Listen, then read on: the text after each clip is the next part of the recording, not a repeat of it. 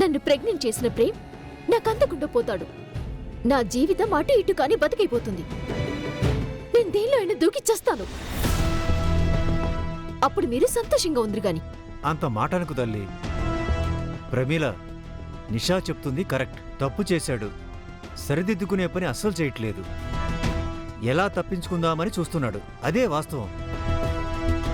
10 మంది ముందు నిషాకి సీమంతం చేస్తే ఖచ్చితంగా ప్రేమ్ నిషా తన భార్యని ఒప్పుకున్నట్టే అవుతుంది కదా. అదే డాడ్ నేను చెప్తుంది. అర్థమైందిరా. మన బంధువులతో వచ్చి నీ సీమంతం జరిపిస్తాం. Thank you dad. మన బంధువులకేం చెప్పాలండి? ప్రేమించుకున్నారు, పెళ్లికి ముందే తొందరపడ్డారు, పెళ్లికి ముహూర్తాలు లేక ఆగాము, సీమంతం చేయాలి కాబట్టి చేస్తున్నామని ఏదో ఒకటి చెప్తానులేవే. ఓకే డాడ్, మీరు ఇంకా ఆలస్యం చేయొద్దు. వెంటనే అందరినీ తీసుకొచ్చేయండి. అలాగే అమ్మా. సరే, ముందు మీరు అంకుల్ని ఒప్పుకునేలా చేయండి. సీమంతం ఈ రోజు జరిగి తీరాలి డాడ్. నేను చూసుకుంటానమ్మా, డోంట్ వరీ. సరే డాడ్.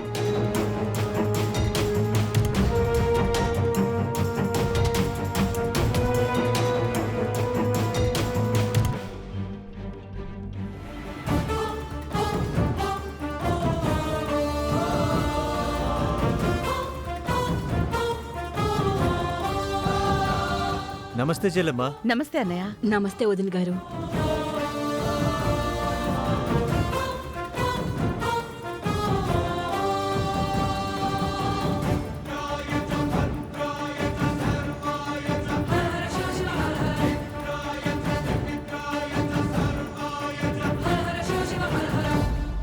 వదినా, ఏంటిది? గుడికి ఎక్కడికైనా వెళ్తే ఇక్కడికి వచ్చారా? బంధువులతో వస్తే గుడికి వెళ్ళినట్టు అవుతుందా చెల్లెమ్మా? ఫంక్షన్ జరిపించడానికి కూడా అవుతుంది. ఏం ఫంక్షన్ అన్నయ్య? మా అమ్మాయికి సీమంతం చేయాలని వచ్చామమ్మా.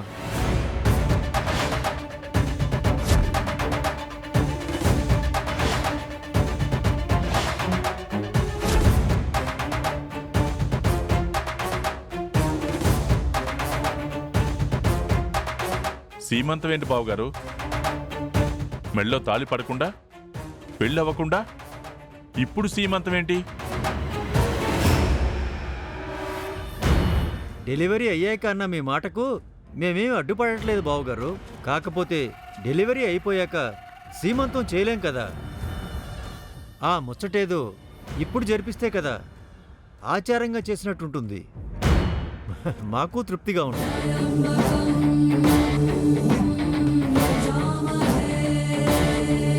వీళ్ళేదో కొత్త ఎత్తుగడ మీదే వచ్చినట్టున్నారు. జరుగుతుందని కలగంటున్నట్టున్నారు. ప్రేమ్ బాబు ఒప్పుకోవాలి కదా, ఇది జరగాలి కదా. అది ఎప్పటికీ జరగదు. చెల్లెమ్మా, మేము ఆశపడింది తప్పేం కాదు కదా. ఏం లేదన్నయ్య, అయినా అందులో తప్పే ఉంది.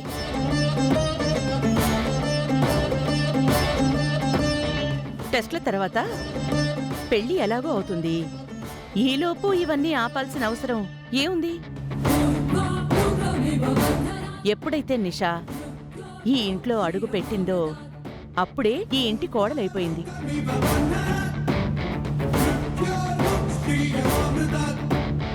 పిచ్చివాళ్ళు ఏదేదో ఆలోచనలు చేస్తారు. అది జరిగేది కాదు, పెట్టేది కాదు. అసలు ఆంటీ అని ఎప్పుడు పిలిచిందో అప్పుడే అనుబంధం ఏర్పడిపోయింది. ఇంక సీమంతం అనేది ఎందుకు చేయకూడదు? చేసేద్దాం.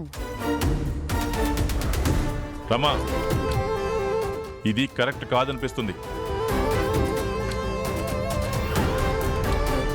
ఎలా కాదనిపిస్తుంది మావయ్య? నిషా మనసుని మీరు అర్థం చేసుకోండి. తను ఇన్నాళ్ళు మీ అబ్బాయి వల్ల ఇంట్లో ఉంటూ ఎంత క్షోభ అనుభవిస్తుందో తెలుసుకోండి. తప్పు చేసింది ప్రేమ అయితే తనదే తప్పైనట్టు అందరి కళ్ళు తన మీదే ఉంటే తనెంత గిల్టీగా ఫీల్ అవుతుందో కొంచెం ఫీల్ అవ్వండి మావయ్య. ఆ బాధ ఎంత నరకమో మీకు తెలుస్తుంది. ఏం మాట్లాడుతున్నావు రోజా? ఒప్పందం ఎందుకు? దాని ప్రకారమే నడుచుకోవాలి కదా. మధ్యలో ఇవన్నీ చేయొచ్చా? డెలివరీ అయ్యాక చేయాలని ఉన్నా చేయలేమనే భావమే కదా బావగారు. ఇప్పుడు చేద్దాం అనుకుంటుంది. మీరెన్నైనా చెప్పండి, ఇదైతే కరెక్ట్ కాదు.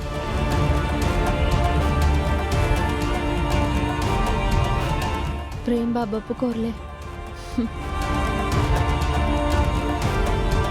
ఇప్పుడు నేను సీమంతం చేద్దామని చెప్తే డెఫినెట్గా చామ్ తట్టుకోలేదు. అప్పుడు తను తాళి గురించి బయట పెట్టేస్తుంది. చామ్కి 3వ ఛాన్స్ ఇస్తా. వీళ్ళు ఏం కుతంత్రంతో వచ్చారో దానికి శాశ్వతంగా బ్రేక్ వేస్తా. ఇందులో అబ్జెక్షన్ పెట్టడానికి ఏముందో నాకు అర్థం కావట్లేదు హర్ష. ఏముందా? నీకేం చెప్పాలరమ్మా?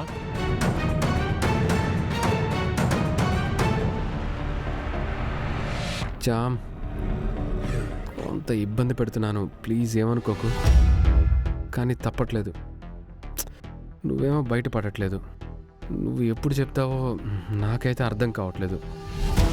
అందుకే నేను ఇలా చేస్తున్నాను. సారీ చామ్.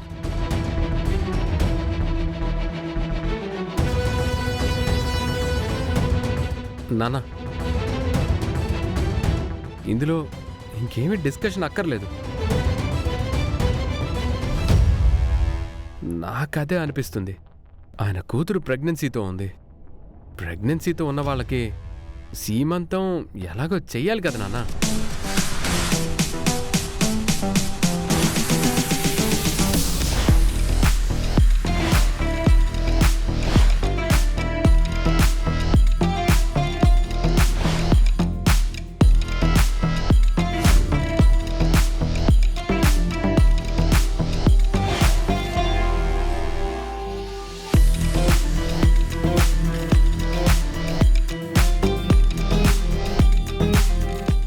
సీమంతం అనేది ఒక దీవెన లాంటిదే కదా నాన్న. అమ్మ, వదిన గారు కూడా సమర్థిస్తున్నారు.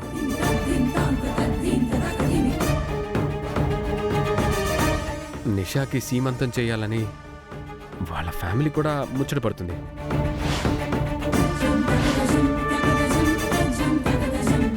వాళ్ళ ముచ్చట్ని తీర్చుకొనివ్వండి నాన్న. ఏంటి ప్రేమ్ బాబు ఇలా మాట్లాడుతున్నాడు?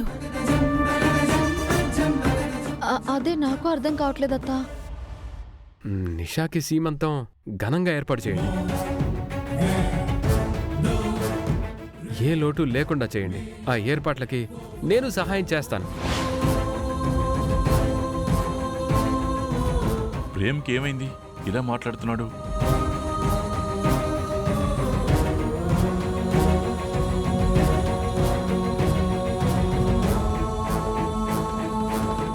మార్పు మొదలయ్యింది. అస్సలు నమ్మలేకపోతున్నాను. ఎంత ఎంకరేజ్ చేస్తున్నాడండి. నాకైతే డౌట్గానే ఉంది వీడి మీద.